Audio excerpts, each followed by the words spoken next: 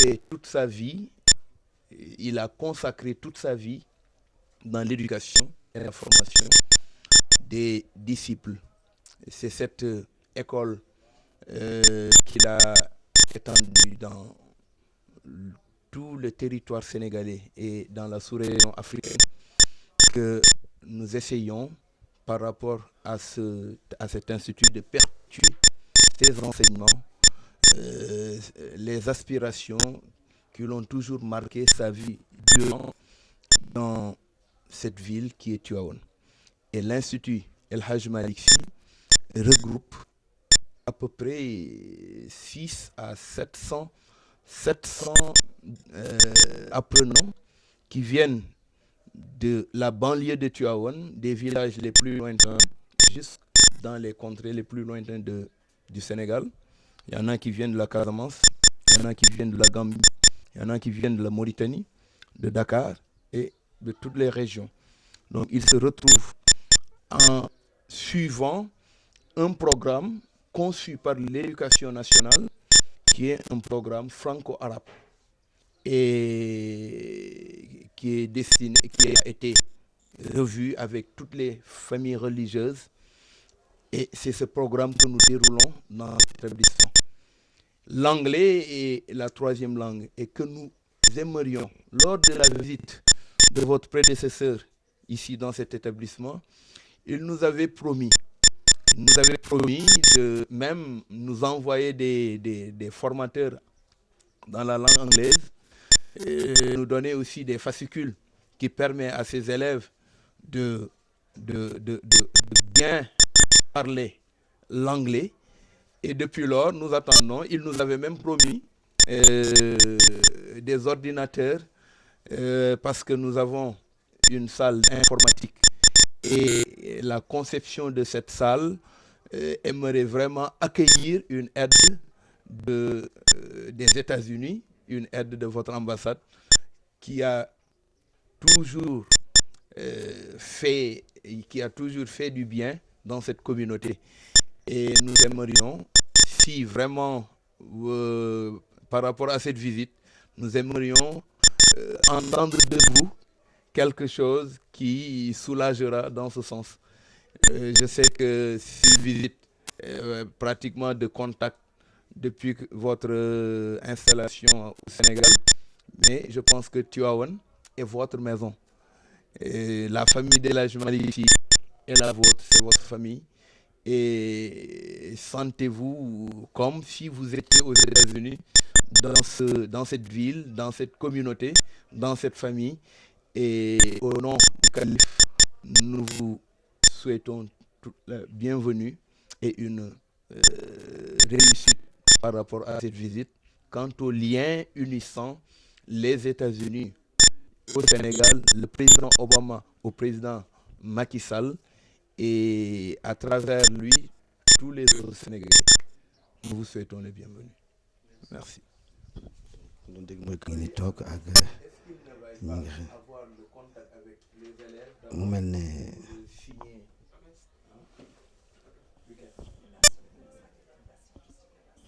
mu mel ne kon ñu ngi ci bureau mudir bi rek ni leen ko waxee woon di recevoir ambassadeur bi ak ñi nga xamante ne bi ñoom la àndal ñu ngi yëkkati benn cadeau bu tedd bu am solo.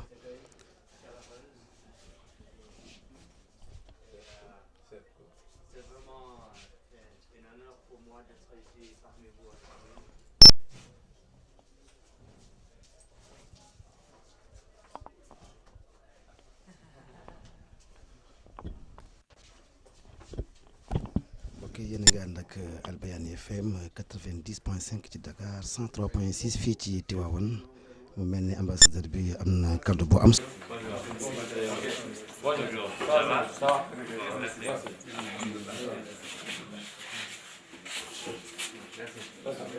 Ça c'est le doyen de l'institut. C'est le doyen sénégalais.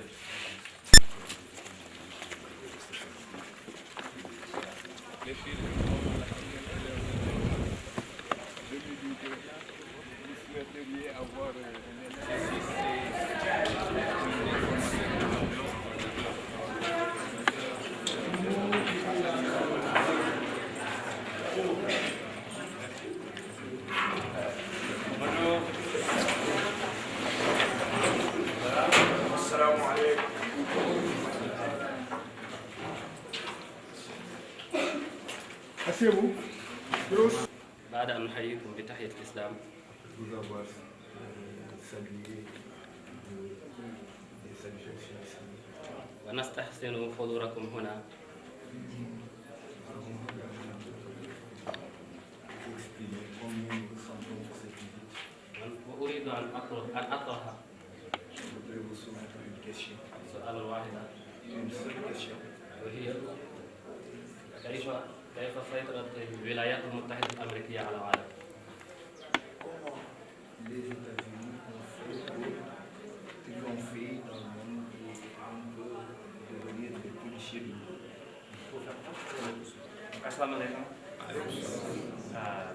Thank you all for having me here today. Merci beaucoup de m'accueillir aujourd'hui. Are we doing French or Arabic? Okay. It's a huge honor and a privilege for me to be in Tiburon today. Kontaan naa loolu li ma nekk fii teew fii tey ci Tivaouane. I thank the Sea family for their hospitality. maa ngi gërëm famille si yëpp ci seen teranga ak teewlu yi ma teew fii. To answer your question, let me just say that the United States has a long history that has brought us to where we are today. nee na pour tontu laaj bi ma laaj dama bëgg a wax rek Amérique dafa am histoire bu yàgg a yàgg bu ko indi fi mu toll nii tey. We're a country that's founded on principles of freedom of expression, freedom of association, mooy réew boo xam ne daal dañ ko tënk ci maanaam sañ-sañu wax am sañ-sañu moom sa bopp and religious tolerance. ak tolérance yu ak tarixa yi ak yoonu yëpp yoonu jullit yi yoonu chrétien yoonu juif yoonu jullit yëpp ak kii religion boo xam ne daal ku ne am topp yoon bi nga topp ci sa gëm yàlla ak jaamu yàlla. These are all traits which we share with your country, with Senegal. mu ne mandarga yooyu nag dañ ko dafay mandarga yoo xam ne Sénégal dafa am États-Unis bokk ko mandarga yoo xam ne ko bokk ñaari réew yi. And we are very pleased that Senegal is our most important ally in West Africa. et kontaan naa trop ci sañ-sañ xaritoo bi nga xam ne ak lëkkawaay bi nga xam ne Sénégal daf ko am ak États-Unis. ok jërëjëf. Soal Sani.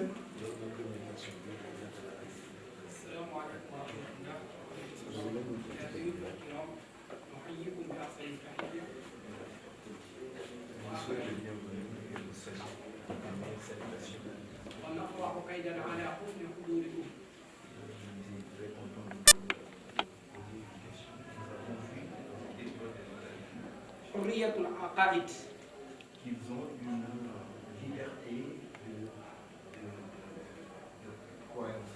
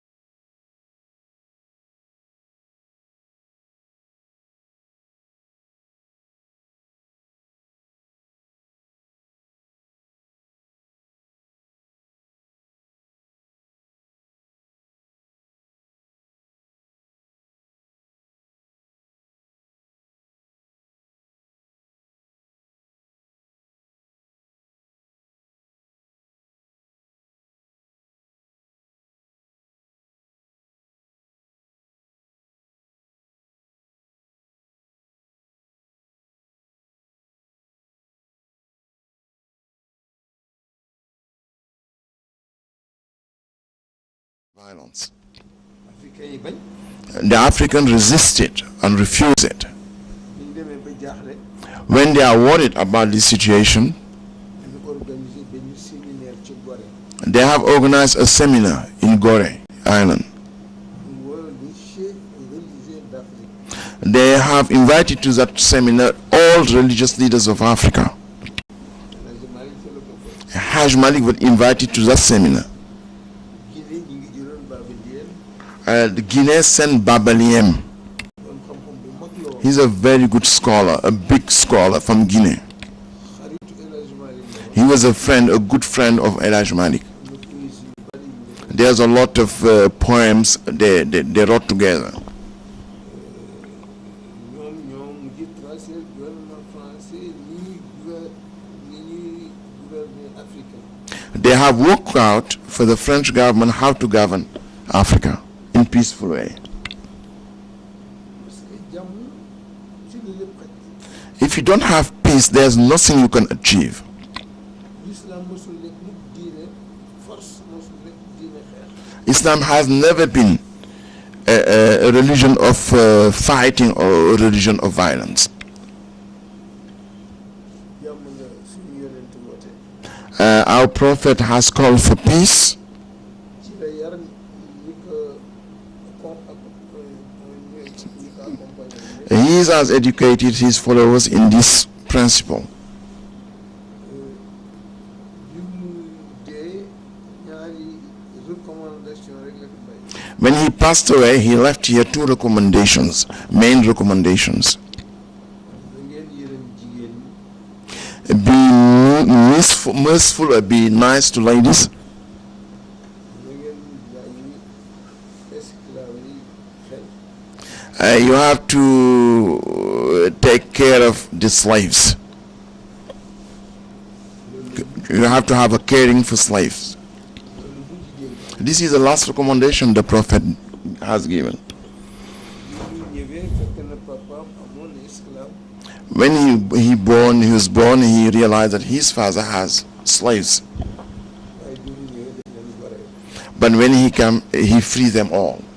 ñu leen ci rangam And he brought them to his own status, although they was slave by birth. bi mu demee jógee Makka immigré dem Medina When he immigrated from Mecca to Medina, dafa boole waa Makka yi àndoon na moom ak waa Medina ñu nekk ay mbokk and he put to such a way that people coming from Mecca and people receiving them from Medina was like a relative from the same father and same mother. bu muy wax diw ak diw nañu bokk He used to say this one and this one has to be brothers and sisters. ba yegg si ci nit ku ñuul muy Bilal When he arrived to Bilal, who was a black person, mu ne Bilal nag mag moom ñëw and he said that black person would be my relative, me, Muhammad. ñu wax violence ci diine yi xamuñu ko That's why we don't know violence in religions, in Islam particularly. te loolu ci la Cheikh Ahmed Tidiane yaru This is a way Sheikh Ahmed Tijani, who was the father of our dynasty, has been brought up, has been educated. loolu nag ba léegi na fi wax This is the same principle we are implementing, we are following so far, still now. plan d'action bi fi mag ñu bàyyi def The action plan left by, or the method, the action plan, the agenda left by our ancestors lépp jàmm la is built on peace. leen rek lañ lay wax ne na nga bañ nag lépp di humilier The only thing we said to you, if the people want to humiliate you, bu boobaa nag ba yem refuse it. Don't accept it. Don't accept humiliation. parce que plan d'action bi yàlla jaarale ci yonent bi humiliation bokk ci Because the agenda that God has brought up through Muhammad sallallahu alaihi wasallam, the Prophet, humiliation has no place there. It's not part of it. waaye li ci des yëpp jàmm rek la ñuy wax négocier ko All the remaining things are negotiable. Peace, peace, and again peace. loolu moo tax El Hadj Malick programme toujours That's why the program of El Hadj Malick, his agenda has always been peace. The two last books he wrote,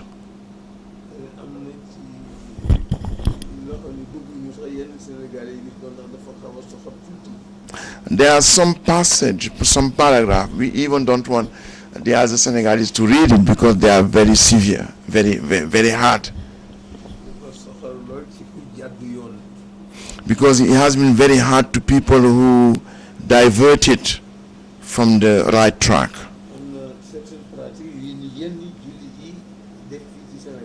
There are some practice undertaken by some Muslim in Senegal. El Hadj Malick was against it.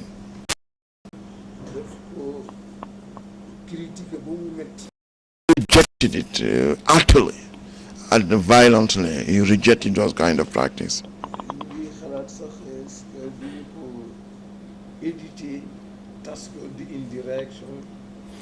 That's why one of the reasons why we don't want to edit those kind of books, because we were afraid that if some people read it, it could be some riots. No, but we have to edit it, we have to publish it, because that reflects the mental shape of people at a given time in our history.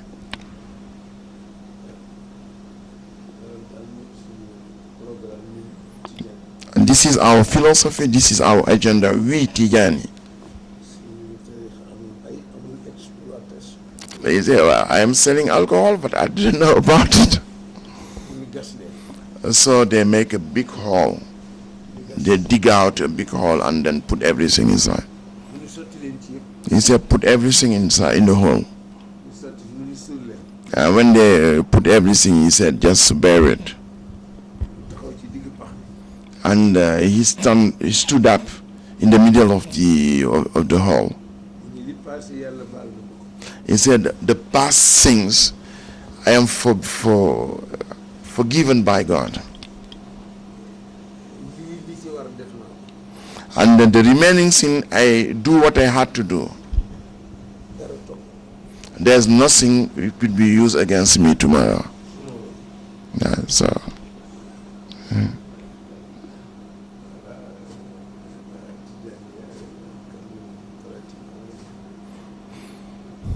This is the Tijaniya we are practicing.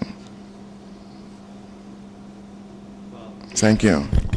Thank you very much. Merci ne jërëjëf seen hospitalité seen teranga ak seen. We in the United States believe that Senegal is our most important partner in West Africa. ne ñu jàpp nañu Sénégal que sunu partenaires yi gën am solo ci Afrique bi ci soowu jant Sénégal ci la bokk. It's the best example of democracy and tolerance and religious tolerance in West Africa. nee na mooy exemple bi gën am solo ci tolérance ak ubbeeku fii surtout ci wàllu diine ci Afrique de l'Ouest. The moral leadership that you provide and the religious leadership that you provide is an important part of what makes Senegal what it is. nee na Sénégal tey su àggee fi mu àgg nee na jikko yi ngeen làmboo yéen ñi jiiti ci wàllu makarimul axlaaq ak yooyu ne moo yóbbu Sénégal fi mu àgg tey te ñun am États-Unis xam nañ loolu. Sufi religion that you practice is a very tolerant and peaceful form of Islam, and it's a very important example in the world today. nee na liñ fi toog yëpp yaa ngi ñuy wax ni Tijaniya ak tariqa bi nga xam ni bi moom ngeen amee fii di ko doxal nekk na tariqa jàmm te kooku dafa nekk misaal waxuma rek ci Sénégal mais ci àdduna bi ñuy dund tey nga am lu mel noonu mën ko wone ah nee na exemple bi sa maam si Hadj Malick joxe ñëw ñokku pour nekk misaal tu vois pour que nit ñi roy ko ci yooyu nee na taxawaay bi sëriñ si taxaw fii ci Sénégal nee na ni sa maam si Hadj Malick joxe woon exemple nee na yéen itam noonu ngeen joxe exemple ci àdduna bi yëpp. Thank you.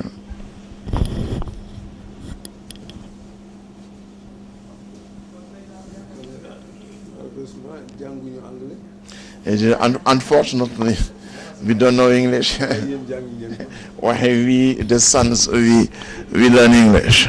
te yéen ñi mujj tos And sooner or later, we are going to have we're going to take over.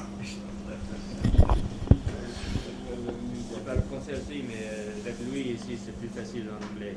Ouais. The guy wants language moving. Shukran. président de la République jox na ma lettre yi chef d'état yi yéen yëpp Yeah. ñu yàlla ngeen leen tontu yëpp Now, the head of state also handed over to him all the letters sent by the other head of state, and we're going to send an answer to all these letters. merci beaucoup Yes. parce que jaww ji ak tàngaay beeg The weather and the temperature very hot here. Well, right now it's very comfortable. Nee na pour léegi temps bi laa xaw na nugg tuuti baax na. dinaa ñëw foofu léegi Sometime I go to United States from time to time c'est communauté musulmane bi nekk in order to visit the Muslim community in United States, in New York, in Washington, etc. ay ñaar ñoo fa taxaw ay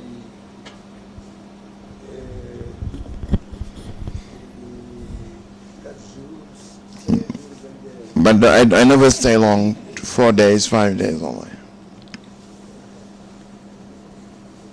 Yeah, I lived in Dakar when I was 5 years old, 4 or 5 years old, Mm. a long time ago. Ne bi ma amee juróomi at la jëkk ñëw Dakar. toilette bi dama gis bi moom day ko toilette dama ko gis gis toilette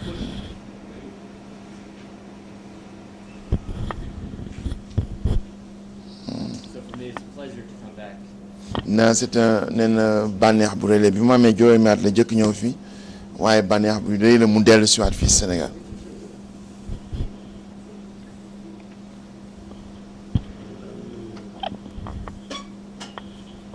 ci léegi foofu léegi ñu ngi góorgóorlu bu baax Yeah, it is good. The Muslim, they are doing well there in the United States. Yes, ñu yes, ngi yes. ñu ngi jéem adapté wu ñi ci nekk africain The African try to adapt themselves to the law of the country.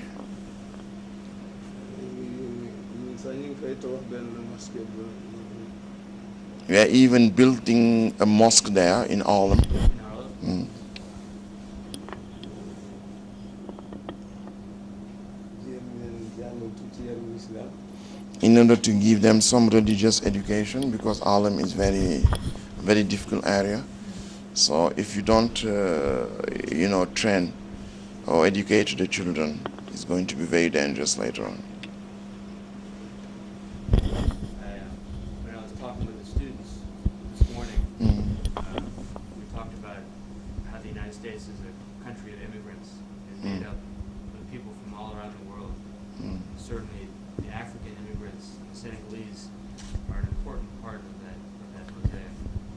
nee na bi mu wax ak taalibe yi bi mu demee si institut bi ne ñu ngi doon waxtaan moom naan que États-Unis pays immigrant la quoi parce que àdduna bi yëpp fa daje te comme àdduna bi yëpp fa daje Sénégal yi itam ña nga fa te Sénégal yi li ñu ñaan mooy ñu dugg si biir adapté wu comme ni ñeneen ñi adapté wu.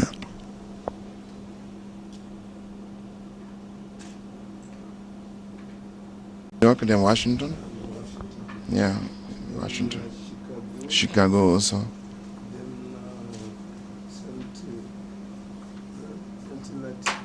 Cincinnati, yeah.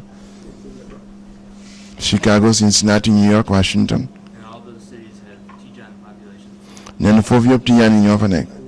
All, even in Los Angeles and all Tijani population.